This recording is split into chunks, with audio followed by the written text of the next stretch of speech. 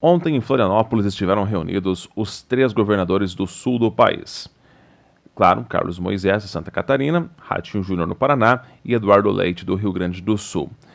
Em comum, os 3 estados querem fazer uma espécie de um consórcio para compras de vacinas e também de medicamentos. Estamos num momento bastante complicado, já que na fala de um dos governadores, salvo engano até do próprio governador do Paraná, hoje o sul do Brasil é o ápice de casos aqui de Covid-19 a nível de Brasil. E com isso, é claro, temos aí problemas de falta de leitos, né, de UTIs, até inclusive aqui, deixa eu abrir aqui um pequeno parênteses para trazer informação, o nosso padre Silvano, ele foi transferido para uma UTI em outra cidade, porque aqui não tínhamos mais nenhuma UTI, então, para dar esse tratamento adequado, mas a informação que recebemos aqui da Diocese, sem necessidade de fazer a intubação do paciente. O padre Silvano, ele está com Covid-19 e aqui as nossas orações para que possa recuperar. Ele foi transferido ainda no dia de ontem. Justamente, está havendo essa transferência de pacientes de um lado para o outro por causa da falta de leitos na UTI. Mas além de leitos, também os medicamentos utilizados começam a ficar bastante escassos no momento. Por isso, esta reunião dos 3 governadores para debater ações em conjunto e até mesmo se de repente tem um medicamento ou então um equipamento que tem no Paraná e está faltando no Rio Grande do Sul, para que eles possam fazer então esse revezamento entre os 3 estados. A gente vai acompanhar aqui a fala dos 2 governadores dos estados aqui que a gente mais acompanha, Ratinho Júnior e Carlos Moisés. Já que a coletiva de imprensa teve em torno de 45 minutos de duração, a gente separou aqui alguns trechos da fala dos 2 governadores. Acompanhem. Hoje nós tivemos também a presença de modo virtual nesta reunião dos 2 ministros, o ministro que deixa a pasta, o ministro Pazuello, e o ministro que assume a pasta do Ministério da Saúde, o ministro Marcelo. Portanto, afiançaram ali também conosco a questão do avanço na entrega das próximas doses de vacina, fazendo com que a gente consiga imunizar nossa população. E nós trabalhamos também com o governo central a questão da demanda por insumos, né, especialmente insumos de intubação, dos medicamentos, né, e também do manejo interestadual de eventuais equipamentos que possam ser disponibilizados, até porque nós consideramos hoje o sul do Brasil como epicentro, nesse momento, dessa crise, especialmente com a nova cepa do coronavírus, né, a P1, que circula praticamente em 80% nos nossos estados. Então, o Ministério reconhece que nós somos, de fato, o epicentro da crise, reconhece que, por mais que se avance em ações de contenção, seja de restrição de atividades, coordenando com as ações de avanço na saúde, o que se apresentou hoje para nós é uma nova doença, de fato, se nós compararmos com o ano passado. É um momento novo, um momento muito diferenciado. Eu quero destacar aqui a importância, nós estamos nos preparando não só para esse momento de crise, mas para ajudar também não só os 3 estados, mas o resto do Brasil, porque nós sabemos que esse é um movimento que tem tempo para terminar, para diminuir.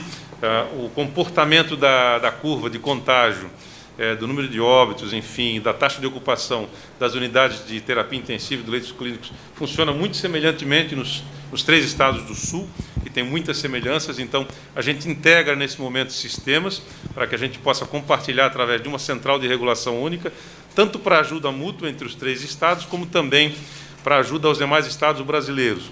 Aquisição conjunta de medicamentos e um estoque regulador.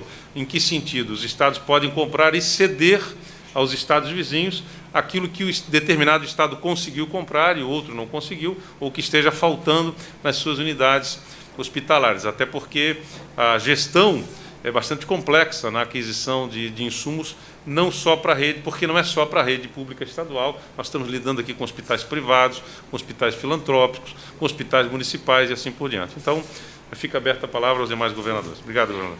Posso falar? Bom, o governador Moisés já passou um pouco do panorama e daquilo que foi conversado no dia de hoje.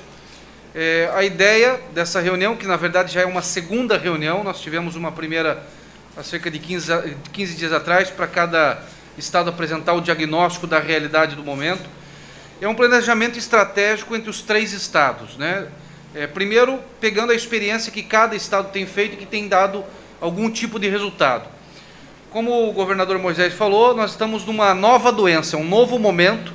Aquilo que nós vivemos de 10 de fevereiro para trás do ano passado não tem nada a ver com esse novo momento, que é um momento muito mais dramático, muito mais duro, devido à força dessa cepa, que é a cepa aí P1, que acabou se alastrando e acabou chegando no sul do Brasil de uma forma muito forte, nos 3 estados. E a ideia é criar esse planejamento estratégico, tanto para compra de insumos, seja medicamentos para intubação, que vem ficando escasso ao longo dos dias pelo aumento da necessidade nos hospitais, nas unidades de pronto atendimento e de assistência para as pessoas que precisam. Também na questão da regulação de equipamentos e até leitos de UTIs, qual que é o planejamento em cima disso? Conforme um ou outro estado vai tendo uma curva que vai diminuindo, né, o volume de leitos sendo utilizados pela sua população, possa colaborar com os estados vizinhos, os estados irmãos, que é o nosso caso aqui dos 3 estados. Então, tudo isso também está sendo de forma estratégica. E, além disso, de alguma maneira, colaborar também com o governo federal, com o Ministério da Saúde, em especial, na questão das vacinas, né? Nós sabemos que quem faz a compra, a negociação das vacinas, existe uma centralização do Ministério da Saúde, que é o grande comprador desse processo. Mas os 3 estados do Sul também está se colocando à disposição no sentido de colaborar na busca de novos fornecedores que tenham, obviamente, comprovação científica e que possam fornecer também para o Brasil e automaticamente ser espalhado para os estados brasileiros. Então, os 3 estados têm uma estrutura de logística muito parecida e muito boa. Não é à toa que em poucas horas, né, cada um, falo pelo Paraná, consegue de forma muito rápida estar com essa distribuição feita nas 22 regionais que nós temos no estado. Na conversa com o ministro Pazuello e agora com o novo ministro, o Dr. Marcelo Queiroga, a previsão de volume de entrega de vacina vai aumentar ao longo dos próximos dias, porque tanto o Butantan e também a Fiocruz, que na minha opinião são os 2 laboratórios que vão salvar o Brasil na questão da vacina, o resto, e que são importantes também, mas são mais gorduras no sentido de dar velocidade, mas os laboratórios que vão ajudar a dar a garantia que o brasileiro vai ter essas vacinas é a Fiocruz, juntamente com o Butantan. Ao longo dos próximos dias, vai ter um aumento substancial nas entregas quase que diárias dessas vacinas. Então, essa logística ela vai ser muito mais importante.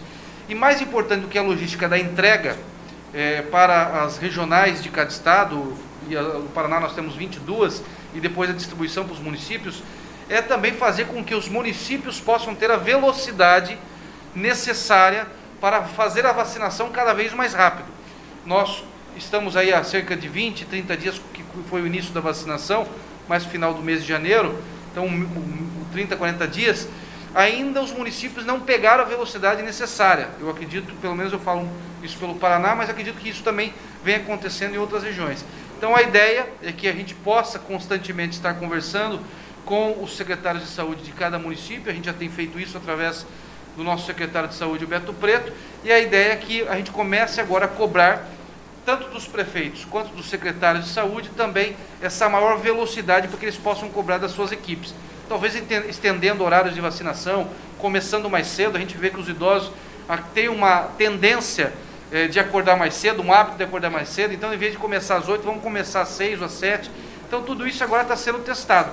E conforme o Estado, aí no caso dos 3, vão tendo boas sugestões ou boas práticas resolutivas, em especial nessa questão da vacinação, a gente vai trocando experiência, que é um dos exemplos que nós estamos fazendo hoje. Há ainda a possibilidade do lockdown? Então, a nossa equipe está avaliando os números que nós temos hoje. Até semana passada nós tínhamos 38 mil casos ativos e nós temos agora 35.100 casos. Então houve um decréscimo. Essa curva nos mostra que logo ali à frente nós devemos ter um distensionamento, apesar de estarmos subindo ainda em número de óbitos, enfim. E conforme falou, bem colocou o governador Eduardo Leite, tem um delay aí, tem um retardo, né, da gente computar essas informações do dia de hoje. Elas vão ter daqui a 15 dias, 20 dias, uma representatividade importante para a gente. Então, nós entendemos que as medidas restritivas que fizemos nos fins de semana, praticamente um lockdown no fim de semana, nos últimos 2 fins de semana, tiveram seu resultado.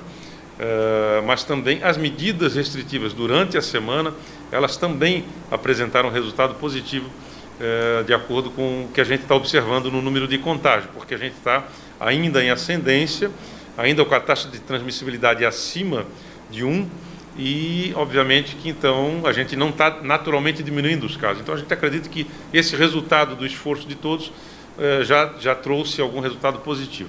Se está sendo positivo, nós pretendemos manter o tipo de atividade restritiva que nós fizemos durante a semana, prolongando elas também, estendendo para os fins de semana, com as restrições de consumo de álcool, como fizemos até aqui, por N fatores, não só pelo consumo de álcool relacionado diretamente à Covid. As pessoas às vezes não entendem, mas quando a gente retira o consumo de álcool, a gente distensiona os outros tipos de emergências que surgem em vários hospitais, acidentes de trânsito, violência interpessoal, etc. Então, são várias ações que quando o governo movimenta, ele faz pensando em várias frentes para obter o resultado. Nossa pretensão é manter as ações restritivas de dia de semana que fizemos até agora. O que nós temos hoje, nós vamos manter com as restrições que nós temos hoje. Essa é a vontade que a gente avalia, né, como sendo possível. Claro que nós vamos acompanhar de hoje até sexta-feira os movimentos, a curva, o resultado que a gente vai ter, para a gente poder projetar as ações do futuro. Todo dia a equipe de governo avalia e toma decisões. Não há uma grande previsibilidade, assim como não houve nessa nova cepa, que se apresentou com uma forma muito diferenciada para todos os estados brasileiros. Nós tomamos uma medida já em dezembro de fazer o toque de recolher, que não é o toque de recolher porque você não proíbe ninguém sair de casa, mas você faz com que os estabelecimentos fechem mais cedo para que evite as pessoas ficarem andando na rua sem ter uma necessidade, né? E até para diminuir o fluxo, para diminuir a bebedeira, porque isso acaba estressando o sistema de saúde, e deu muito certo. Desde dezembro a gente teve quedas no número de assassinatos, queda no número de acidentes de trânsito, quedas de problema de relacionamento na rua, de brigas. Isso nos ajudou muito a não sufocar tanto o sistema dos hospitais. E no dia 10 de fevereiro a gente começou a notar um aumento significativo de forma absurda, muito longe do que aconteceu no ano passado, esse crescimento, que é muito possivelmente essa nuvem dessa nova cepa que veio para o sul do Brasil. Os especialistas, né, dizem que isso tem um prazo dessa nuvem pesada. Ela fica entre 6 e 8 semanas, ela vem, ela passa e depois ela começa a ter um enfraquecimento nessa transmissão. Então nós tomamos uma decisão, fizemos aí um fechamento, entre aspas, quase que total, né, mantendo as áreas essenciais, e depois fizemos uma flexibilização de alguns horários comerciais, cuidando muito do transporte coletivo, que é um problema seríssimo para você conseguir adequar isso para não ter superlotação, e além disso, mantendo os finais de semana, o toque de recolher fechado, os finais de semana, e alguns municípios, e lá nós temos um entendimento com os municípios. O governo do estado faz uma medida que é para cuidar da floresta, dando um exemplo bem simples, e os prefeitos cuidam da sua árvore, e nós apoiamos conforme for a medida tomada, claro que se for uma medida que a gente entenda que é inteligente e viável. Então isso está acontecendo. Em Curitiba foi estendido esse fechamento dos setores não essenciais. Nós tivemos também Cascavel, Ponta Grossa ontem resolveu também fazer um fechamento um pouco mais brusco, e nós damos todo o amparo para esses prefeitos ou prefeitos do estado do Paraná, para poder de alguma maneira colaborar com a sua decisão e de alguma maneira esperando esse retorno. Nós também tivemos uma estabilização, ainda muito alta. Nós já chegamos até 8, 9 mil casos por dia. Hoje nós estamos mantendo uma média já de alguns dias para cá de 5 mil novos casos por dia, 4.500, 5 mil. Isso é uma demonstração que o vírus deixou de ter aquela ascensão muito forte como tinha há 20, 30 dias atrás. Agora, se é fruto dessa decisão, é muito difícil a gente dizer, porque essa doença é uma doença que é do comportamento coletivo. Não adianta você fechar e as pessoas se reunirem em casa, fazer festa para 200 pessoas, o vírus vai continuar rodando. Então a ideia também é compreender que a gente precisa ter esse equilíbrio, como já é falado há bastante tempo, de conseguir fechar o torniquete, a torneira, mas ao mesmo tempo ter que abrir de vez em quando um pouco para as pessoas tomarem um copo de água, para que o comércio também não quebre no total. Então essas medidas são necessárias. A gente espera que dê certo, estamos torcendo para isso. Veja, o que tem de prático. Primeiro é a união dos 3 estados, que já sempre existiu historicamente. O Sul sempre teve um bom relacionamento entre os 3 governadores, mesmo antes do mandato de nós 3. Mas acima de tudo, agora é esse planejamento estratégico, primeiro em equipamentos, né, nesse estoque regulador também de insumos para os 3 estados, que os 3 secretários de saúde têm a missão e já deu se organizar nesse sentido. Também essa colaboração mútua, conforme um estado vai tendo uma melhora no seu desempenho, desafogando o seu sistema de saúde, possa colaborar com o outro estado, que eu acho que isso é uma demonstração muito clara da nossa irmandade, do nosso respeito entre os 3 estados, e claro que isso vai ser também postergado para outros estados, né? Nós moramos no mesmo país, mas como tem uma questão logística e geográfica que liga os 3 estados, isso naturalmente fica mais fácil de ser organizado e também gerido, né? E obviamente a busca do entendimento de soluções, né? Ver aquilo que o Rio Grande do Sul está fazendo que está dando certo, ver aquilo que Santa Catarina está fazendo que está dando certo, de alguma maneira o Paraná colaborar com alguma solução nesse momento. Eu tenho dito desde o ano passado lá no nosso estado que essa não é uma corrida de 100 metros, é uma maratona. E nós já estamos nessa maratona há 1 ano, falavam em 3 meses. E possivelmente vamos ter esse ano ainda, porque mesmo com a chegada das vacinas que aconteceram há 30, 40 dias atrás, o volume de vacina que nós, e não é só nós, é o mundo precisa, ela é muito maior do que a capacidade de fabricação de vacina. Nós precisamos de 14 bilhões de doses para o planeta. Nós temos aí no máximo produção de 4, 5 bilhões de doses no mundo por ano entre os grandes laboratórios. Então, esse prazo ainda, nós vamos infelizmente ter aí uma maratona a ser seguida, e por isso que os cuidados e possivelmente as medidas não são tomadas agora, ou 2 ou 3 vezes que foram tomadas no ano passado. Nós teremos ainda medidas mais duras, tomara que não, mas para continuar correndo essa maratona até chegar ao final dela, que o final é todo mundo vacinado. E isso, infelizmente, ainda vai levar um período, e a gente espera que tanto os laboratórios que o Ministério da Saúde, através do governo federal, tem feito contato, possa nos entregar o quanto antes, que é o que está acontecendo aí com muita dificuldade para outros países. É importante colocar que, primeiro, o Estado possui aí 13 hospitais próprios, né?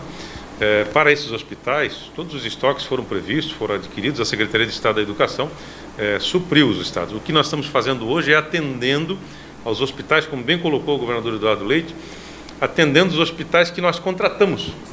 Contratamos serviços, que são serviços com RH, com medicamentos, enfim. Então a gente já começa a ter um tensionamento nos nossos estoques dos próprios do Estado por conta de fornecer a esses hospitais e municípios que não conseguiram contratar. Nós colocamos na praça editais de licitação que foram desertos, ou seja, não houve proponente para vender ao governo do Estado, por exemplo, de 7 itens para o kit de intubação, apenas um foi cotado. Foi cotado, o Estado pediu 30 mil unidades e foi cotado apenas em 3 mil unidades. Então, não é um problema de o Estado comprar, quando o Estado vai comprar. O Estado tem feito as ações e certamente isso acontece exatamente nos outros estados também. Nós estamos propondo a compra, nós temos um desabastecimento do mercado nacional e do mercado mundial, no quesito que todos querem a mesma coisa, vacinas, como foi bem colocado aqui, a demanda é muito grande, e o que mais afeta a saúde de todos os países e todos os estados hoje brasileiros é exatamente a medicação para manter o paciente entubado enquanto está em leito de UTI. Então, o Estado está fazendo todos os movimentos necessários. Quando a gente se reúne aqui, a gente começa a discutir, inclusive, planos B para aquisição de outros tipos de medicamentos que não os mais usuais. Isso foi discutido hoje nessa reunião também. Nós temos medicamentos que poderiam atender, né?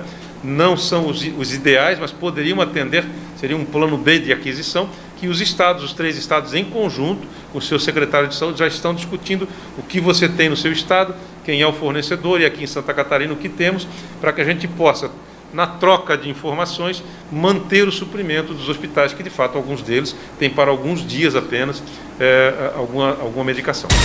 O fato acontece. A Jovem Pan informa. Você fica sabendo. Credibilidade acima de tudo.